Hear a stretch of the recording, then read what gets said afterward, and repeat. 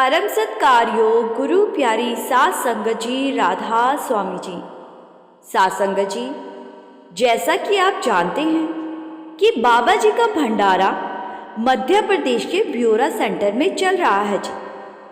कल 18 जनवरी को बाबा जी ने संगत के साथ जो सवाल जवाब किए थे वो भी हमने कल शाम को इस चैनल पर डाल दिए थे जी। जो संगत कल नहीं सुन पाई थी वो आज सुन सकती है जी। लिंक वीडियो के डिस्क्रिप्शन में मिल जाएगा। आइए अब सुनते हैं आज बाबा जी ने सत्संग में संगत को कौन कौन सी बातें समझाई जी। आज बाबा जी ने स्वामी जी महाराज की वाणी ली। जग में घोर अंधेरा भारी पर सत्संग फरमाया जी। बाबा जी ने कहा, स्वामी जी महाराज फरमा रहे हैं, जग में घोर अंधेरा भारी, लेकिन जब हम देखते हैं तो हमें तो बाहर प्रकाश दिखाई देता है। तो स्वामी जी कौन सी अंधेरे की बात कर रहे हैं? ये अंधेरा है हमारी अज्ञानता का। यहाँ प्रकाश का मतलब वो नहीं जो हम बाहरी आंखों से देखते हैं। आज जब हम बाहर देखते हैं तो हमें चारों तरफ प्रकाश दिखाई देता है। यहाँ स्वामी जी महाराज हमारा ध्यान अंदर के अंधेरे की ओर ले जाने की कोशिश कर रहे हैं। बाबा जी ने कहा, एका संगत एकत गृह वसते, मिल बात ना करते भाई। हमारी आत्मा भी अंदर है, परमात्मा भी अंदर है, लेकिन फिर भी हम आपस में कभी बात नहीं कर पाए, क्योंकि हम मालिक को अंदर की बजाय बाहर ढूंढने में लगे हुए हैं। बाबा जी ने कहा, सब किछ घर में बाहर नाही, बाहर ढूंढे सो परम भुलाई। बाबा जी ने फरमाया, मालिक हमारे अंदर है, लेकिन अज्ञानता के अंधेरे के कारण हम ठोकरें खा रहे हैं। हम उस चीज को बाहर ढूंढने में लगे हुए हैं जो पहले से हमारे अंदर है। बाबा जी ने कहा, किसी आदमी की कोई वस्तु घर में गुम हो गई है और वो उस वस्तु को बाहर ढूंढने में लग जाए तो क्या कभी वो उस वस्तु तक पहुंच पाएगा? आज यही हाल हमारा सबका है। जो चीज हमारे मन रूपी घर में है, हम उसको अंदर ढूंढने की बजाय बाहर ठोकरें खा रहे हैं। मालिक ने जो देना था वो तो पहले ही दे दिया। बाबा जी ने कहा, आज हम कह देते हैं कि हम तो बाहरी सेवा कर लेते हैं, हमें भजन सिमरन की क्या जरूरत, अब हमारा पार उतारा हो जाएगा। परमार्थ हासिल करने के लिए क्या ये बाहरी सेवा बहुत है? बाबा जी ने कहा, ए सेवा चाकरी नाम वसे मन आए। जब तक असल सेवा नहीं निभाएंगे तब तक बाहरी सेवा का कोई फायदा नहीं है। बाहरी सेवा इसीलिए दी गई है जिससे कि हमारा मन झुकना सीखे, मन से अहंकार खत्म हो, मन में निम्रता आए और हमारा भजन सिमरन आसान हो सके। असल सेवा यानी भजन सिमरन की सेवा के बिना हम ठोकरें ही खाते रहेंगे। आज इंसान मैं और मेरी में फंसा हुआ है। इस होमे की दीवार ने हमें मालिक से दूर कर दिया है। बाबा जी ने कहा, जब शरीर को कोई बीमारी होती है तो उसका इलाज हम दवाई खाकर कर लेते हैं, लेकिन मन पर लगी इस अहंकार रूपी बीमारी का इलाज कैसे होगा? इस मैं और मेरी की दीवार को कैसे गिराना है? कैसे इस दीवार के उस पार जाना है? आज हमारा दायरा बहुत छोटा है। जब तक हम अपने दायरे को बड़ा नहीं करेंगे तब तक हम उस चीज की पहचान नहीं कर पाएंगे। आगे बाबा जी ने फरमाया, आज हमारे पास हर काम के लिए वक्त है, लेकिन उसको भूले बैठे जिसने हमें सब कुछ दिया है। सत्संग सुनने हम दूर दूर चले जाते हैं। सत्संग के 1 घंटे के बाद अगर पूछ लो तो हम ये भी भूल जाते हैं कि कौन सी वाणी पर सत्संग हुआ था। सरदार बहादुर जी कहा करते थे, किसी का भी मन एक जगह पर 20 से 25 मिनट से ज्यादा नहीं टिक सकता। आगे बाबा जी ने एक दिन पहले संगत द्वारा बजाई गई तालियों वाली बात पर कहा कि सत्संग कोई मेला या पिकनिक स्थान नहीं है। सत्संग वो जगह है जहां हमें परमार्थ के बारे में समझाया जाता है, जहां किसी की निंदा नहीं की जाती।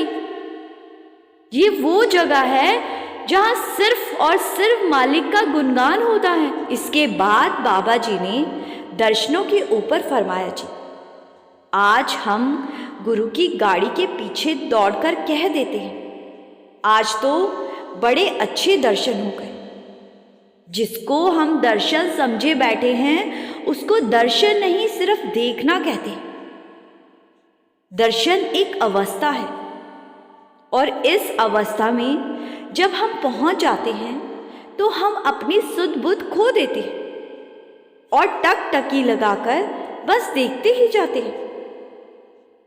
बाबा जी ने कहा, जिसको उसने दर्शन देने हैं उसको 7 समुद्र पार भी दे देता है और जिसको नहीं देने उसको सामने बिठाकर भी नहीं देता।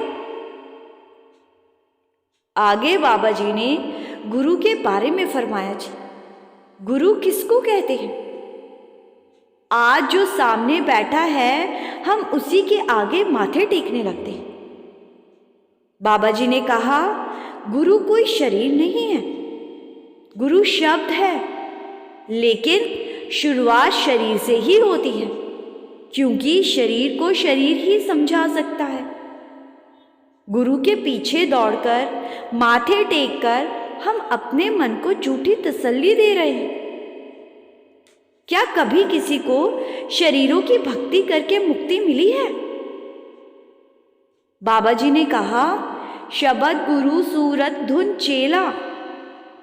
शरीर ना तो गुरु बन सकता है और ना ही शरीर में चेला बनने की ताकत है। अब क्योंकि कम्युनिकेशन के लिए शरीर का होना जरूरी है, इसीलिए शुरुआत शरीर से हुई है। बाबा जी ने हजूर महाराज जी का उदाहरण देते हुए फरमाया, हजूर ने 39 साल हमें ये बात समझाने की कोशिश की थी कि गुरु की शिक्षा हमारे लिए जरूरी है, ना कि गुरु का शरीर। लेकिन फिर भी हम नहीं समझ पाए। गुरु की शिक्षा लेने की बजाय हम गुरु के बाहरी दर्शन करना चाहते हैं। अगर बाहरी आंखों के दर्शनों से मुक्ति मिलती तो ये दुनिया कब की खाली हो गई होती। बाबा जी ने कहा, शरीर की भूख तो हम रोटी खाकर मिटा लेते हैं, लेकिन आत्मा की भूख तो तभी मिटेगी जब मालिक के नाम का भजन सिमरन करेंगे। बाबा जी ने कहा, आज हम अपने मन पर जन्मों की मैल लिए घूम रहे हैं और सोच लेते हैं कि फलाने दिन फलाने सरोवर में नहा लेंगे तो मन पर चढ़ी जन्मों की मैल उतर जाएगी। बाबा जी ने समझाया, जब तक अपनी सूरत को शब्द के साथ नहीं जोड़ेंगे तब तक मन पर चढ़ी ये मैल नहीं धुलने वाली। बाबा जी ने कहा, कपड़ा मैला हो जाता है तो हम कपड़े को रगड़ रगड़ कर धोने लगते हैं। जब दाग नहीं जाता तो हमें ललारी की याद आ जाती है और हम कपड़े को लेकर ललारी के पास चले जाते हैं और कहते हैं कि इस कपड़े पर गुड़ा रंग चढ़ा दे, जिससे इस पर लगा दाग खत्म हो जाएगा। बाबा जी ने कहा, बीबियां गाती है ना, गूढ़े रंग विच रंग देओ जी, मैलियानी साड़ियां रूहां। बाबा जी ने फरमाया, जब तक खुद को शब्द से नहीं जोड़ोगे तब तक मालिक का गूढ़ा रंग हमारे मन पर चढ़ी जन्मों की मैल को साफ नहीं कर सकेगा। बाबा जी ने कहा, जन्म जन्म की इस मन को मैल लागी, काला होया स्याह। आज जन्मों की इस मैल से मन काला हो गया है और इस पर मालिक के प्रेम का गूढ़ा रंग तभी चढ़ पाएगा जब तक हम खुद को शब्द से जोड़ेंगे। बाबा जी बोले, बड़े महाराज जी कहा करते थे कि बारिश का पानी इकट्ठा करना है तो हमें एक साफ बर्तन की ज़रूरत पड़ती है। हमारा काम है बर्तन को साफ करना, आगे उस बर्तन को भरना मालिक का काम है। अगर हमारा बर्तन ही मैला हुआ तो बारिश का पानी उस बर्तन में मिलकर मैला हो जाएगा। बाबा जी ने कहा, मालिक को मन में बिठाना है तो मन रूपी इस बर्तन को साफ रखना पड़ेगा। आज हम थोड़ा सा भजन सिमरन करके कहने लगते हैं कि हमारी तो बात नहीं बन रही, हमें गिनती करने की आदत पड़ गई है, हमारा काम है बैठना। आज किसी को डिग्री चाहिए तो उसको 14-15 साल पढ़ाई करनी पड़ती है, बहुत मेहनत करनी पड़ती है, तब कहीं जाकर उसको डिग्री मिलती है। और हम थोड़ी देर में ही परख करने लग पड़ते हैं। आगे बाबा जी ने फरमाया कि आज हम कह देते हैं कि हमें गुरु की क्या ज़रूरत, हम तो सब जानते हैं, हम खुद ही इस मार्ग पर चल सकते हैं। बाबा जी ने कहा, फिर हम अपने बच्चों को स्कूल में क्यों भेजते हैं? किताबें तो बाहर से भी मिल जाती हैं। बाहर से किताबें खरीदकर हम बच्चों को घर क्यों नहीं पढ़ाते? बाबा जी ने समझाया, जैसे स्कूल में बच्चे को एक अच्छा माहौल मिलता है, एक टीचर मिलता है, वैसे परमार्थ में आने से एक अच्छा माहौल बनता है और हमारा मन झुकना सीखता है। बिना मार्गदर्शन के हम एक कदम भी नहीं चल पाएंगे। बाबा जी ने कहा, इस जग में नाम अलग है, गुरुमुख वसे मन आए। ये वो नाम है जो अलग है, यानी इसको कोई ढूंढ नहीं सकता। इसको हम तभी हासिल कर सकते हैं जब हम किसी गुरुमुख की शरण में जाएंगे। आज हम सोच लेते हैं कि किसी संत या बाबे के डेरे में चले जाएंगे, बाबा अपने आप संभाल लेगा, बाबा हमें तार देगा। तो ये हमारी गलत फहमी है, ये करनी का मार्ग है। कोई बाबा या कोई संत आपको सिर्फ युक्ति समझा सकता है, करनी में जाहिर आपको खुद ही करना पड़ेगा, मेहनत खुद ही करनी पड़ेगी। संतों का काम होता है हमें वो तरीका बताना जिसके सहारे हम इस भवसागर से तर सकते हैं। आखिर में मेहनत तो हमारी ही होगी। आगे बाबा जी ने एक बड़ी अच्छी बात समझाई जी। बाबा जी ने कहा, जब हम किसी दूसरे देश में जाते हैं तो हम वहाँ पर सेकंड सिटीजन कहलाते हैं और दूसरे देश में हमें वो हक भी नहीं मिलते जो हमें अपने देश में मिलते हैं। इसीलिए आप जी कहते हैं, ये धरती जिसको हम अपना समझे बैठे हैं ये हमारी अपनी नहीं है। यहाँ तो हमें कुछ सालों के लिए भेजा गया है, हमारा असल मुल्क तो सचखंड है। आगे बाबा जी ने कबीर साहब की वाणी से फरमाया, हम वासी उस देश के जहाँ जात वर्ण कुल नाही, शब्द मिलावा होए रहे, देह मिलावा नाही। आखिर में बाबा जी ने समझाया, हमें अपने अंदर होमे की दीवार को गिराना है और मालिक की पहचान करनी है। सासंग जी, ये महत्वपूर्ण बातें जो आज बाबा जी ने संगत को समझाई जी। लेकिन यहाँ सोचने वाली बात ये है कि बाबा जी तो लगभग हर हफ्ते संगत के पास जाकर संगत को समझाते हैं जी।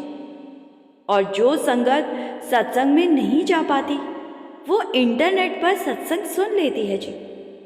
लेकिन फिर भी अगर हम विचार करें तो क्या हम इन बातों को अमल में लाते हैं? शायद ही कोई विरला होगा जो सत्संग सुनकर समझाई बातों को अमल में लाता होगा जी। आज हमारा वो हाल हुआ पड़ा है कि सत्संग को एक कान से सुनना और दूसरे कान से निकाल देना। और ज़्यादातर संगत तो सत्संग सुनती ही नहीं, बस पंडाल में जाकर बैठ जाते हैं और मन सभी का दुनियावी झमेलों में खोया रहता है। एक बार बाबा जी से पूछा था कि बाबा जी, आज कितनी संगत ने आपका सत्संग सुना? तो बाबा जी का जवाब बहुत ही हैरान करने वाला था जी। लेकिन इस जवाब ने हमें हमारी असलियत बता दी। बाबा जी ने जवाब दिया, आज 10 से 12 लोगों ने सत्संग सुना। जवाब सुनकर सवाल करने वाला हैरान रह गया और कहने लगा कि लेकिन आंकड़ों के हिसाब से तो आज 3 लाख लोग सेंटर में आए हैं। बाबा जी ने कहा कि आपका सवाल था कितनों ने सत्संग सुना? इन 3 लाख में से सत्संग को सुनने वाले तो 30 भी नहीं थे। बैठे जरूर 3 लाख लोग थे, लेकिन सुनने वाले सिर्फ 10-12 ही थे। बाबा जी के इस जवाब ने सवाल पूछने वाले भाई की भी आंखें खोल दी थी जी। क्योंकि साथ संगत जी, यही सच है। आज हम 1 घंटे के सत्संग को ज़्यादा से ज़्यादा 10 मिनट ध्यान से सुनते हैं और बाकी के 50 मिनट में हमारे मन के अंदर दुनिया भर की चीज़ें चल रही होती है जी। इसीलिए तो बाबा जी कहते हैं कि सत्संग कोई पिकनिक मनाने की जगह नहीं है। सत्संग कोई पिकनिक स्पॉट नहीं है। अगर काम धंधे छोड़कर यहाँ आए हैं तो गुरु की शिक्षा का ज़्यादा से ज़्यादा फायदा उठाना चाहिए जी।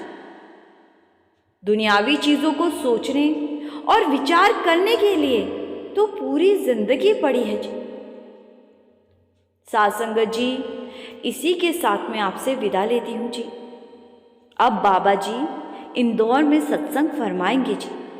हम कोशिश करेंगे कि अगला सत्संग और सवाल जवाब हम आप तक पहुंचा सके जी। संगत जी, कमेंट में राधा स्वामी लिखकर संगत के अपने इस चैनल रूहानी सफ़र को सब्सक्राइब कर इस चैनल का हिस्सा ज़रूर बने जी। गुरु प्यारी साथ संगत जी, राधा स्वामी जी।